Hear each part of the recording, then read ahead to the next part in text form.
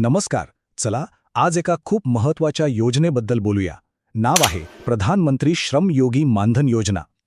ही योजना आपल्या म्हातारपणी आर्थिक सुरक्षा कशी देऊ शकते तेच आज आपण सविस्तरपणे समजून घेणार आहोत. तुम्हाला पण असा मेसेज आलाय का की दर महिन्याला 3,000 रुपये पेन्शन मिळणार आहे? हो, गेल्या काही दिवसांपासून विशेषतः ज्यांच्याकडे ई-श्रम कार्ड आहे त्यांना असे मेसेज येत आहेत. मग साहजिकच मनात प्रश्न येतो की अरे, ही योजना नेमकी आहे तरी काय? चला तर मग आज याच प्रश्नाचं उत्तर शोधूया. तर ह्या योजनेचं जे ऑफिशियल नाव आहे ते आहे प्रधानमंत्री श्रम योगी मानधन योजना.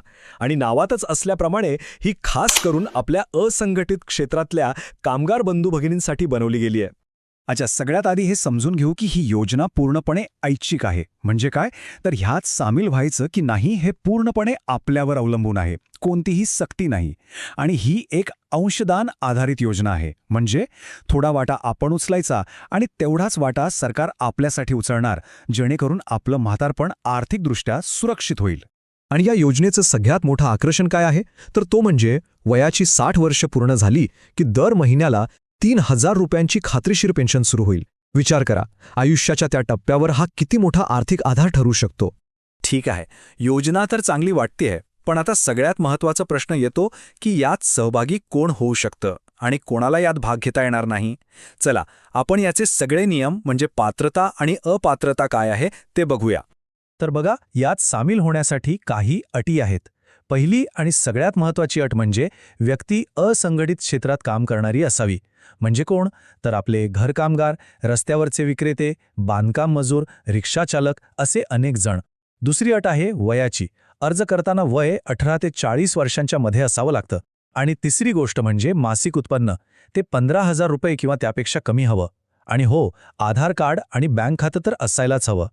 पण एक गोष्ट अगदी स्पष्टपणे लक्षात ठेवायला हवी, काही लोक यासाठी पात्र नाहीत. कोण आहेत ते? तर बघा, ज्यांचा पीएफ कापला जातो म्हणजे जे ईपीएफओचे सदस्य आहेत किंवा जे एनपीएस किंवा ईएसआयसी सारख्या योजनांचा लाभ घेतात त्यांना या योजनेत सहभागी होता येणार नाही.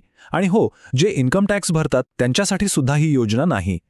चला आता येऊया सगळ्यात महत्त्वाच्या भागाकडे, पैशांच्या गणिताकडे. म्हणजे या पेन्शनसाठी आपल्याला किती पैसे भरावे लागतील आणि त्यात सरकारची मदत नेमकी कशी असणार आहे. हे गणित एकदम सोपं आहे. ही एक प्रकारची 50-50 पार्टनरशिप आहे. म्हणजे दर महिन्याला जेवढी रक्कम आपण आपल्या पेन्शन खात्यात टाकू, अगदी तेवढीच रक्कम केंद्र सरकारसुद्धा आपल्या खात्यात जमा करणार आहे. सोप्या भाषेत सांगायचं तर आपली बचत थेट दुप्पट होणार. आता इथे बघा, हे जे टेबल आहे ना ते सगळं काही स्पष्ट करतं.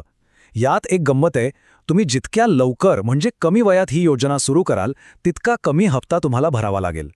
उदाहरणार्थ, समजा कोणी 18व्या वर्षी यात सामील झालं तर त्यांना महिन्याला फक्त 35 रुपये भरायचे आहेत आणि तेवढेच 35 रुपये सरकार भरेल.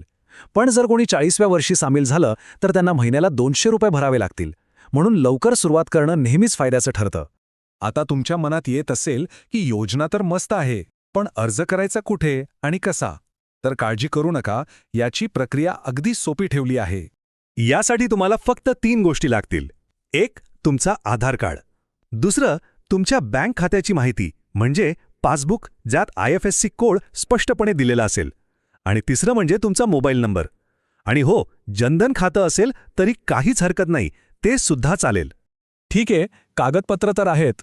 आता पुढे काय? तर तुम्ही तुमच्या जवळच्या कॉमन सर्व्हिस सेंटरमध्ये म्हणजे CSC केंद्रामध्ये जाऊन नोंदणी करू शकता किंवा mandhan.in या वेबसाईटवर स्वतःही करू शकता. तिथे फक्त तुमची माहिती आणि कागदपत्र द्यायची. पहिला हप्ता रोख स्वरूपात भरावा लागेल आणि बस, तुम्हाला तुमचं श्रमयोगी पेन्शन कार्ड लगेचच मिळून जाईल.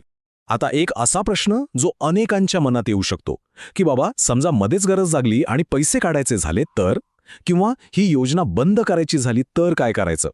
चला, याचे नियम काय आहेत ते पण व्यवस्थित समजून घेऊया.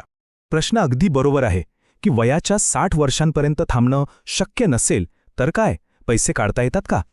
तर हो, याचे काही नियम आणि पर्याय आहेत. यात 2 परिस्थिती आहेत.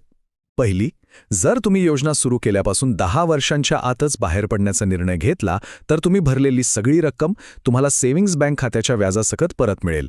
आणि दुसरी परिस्थिती, जर तुम्ही 10 वर्षानंतर पण 60 वर्षे पूर्ण होण्याच्या आधी बाहेर पडलात, तर तुम्हाला तुमची भरलेली रक्कम आणि त्यावर जमा झालेलं व्याज किंवा बचत खात्याचं व्याज या दोन्हीपैकी जे जास्त असेल ती रक्कम परत मिळेल. हा एक महत्त्वाचा फायदा आहे. आणि समजा दुर्दैवाने जर 60 वर्ष पूर्ण होण्याआधीच सदस्याचा मृत्यू झाला किंवा त्यांना कायमचं अपंगत्व आलं, तर त्यांच्या जोडीदाराला 2 पर्याय दिले जातात. एक तर ते ही योजना पुढे चालू ठेवू शकतात किंवा मग तोपर्यंत जमा झालेली सगळी रक्कम व्याजासहित काढून घेऊ शकतात. कुटुंबासाठी ही एक महत्त्वाची सोय आहे. तर आतापर्यंत आपण या योजनेबद्दल बरीच माहिती घेतली. मग शेवटचा प्रश्न हा आहे की या योजनेचा विचार का करायला हवा? यातून आपल्याला नेमकं काय मिळतंय? एक साधा विचार करा. दिवसाच्या एका चहाच्या खर्चापेक्षाही कमी पैशात आपण आपल्या म्हातारपणासाठी एक मोठी तरतूद करत आहोत. ही आजची छोटीशी गुंतवणूक उद्या आपल्याला कोणावर अवलंबून राहण्याची वेळ येऊ देणार नाही. आर्थिक सन्मानाने जगण्याचा एक मार्ग खुला करून देईल. तर मग हा विचार करण्यासारखा मुद्दा आहे की नाही? आज एक छोटी आणि नियमित गुंतवणूक करून जर भविष्यात एक खात्रीशीर पेन्शन मिळणार असेल, तर हे एका सुरक्षित भविष्याकडे टाकलेले एक महत्त्वाचं पाऊल नाही का? यावर नक्कीच विचार करायला हवा.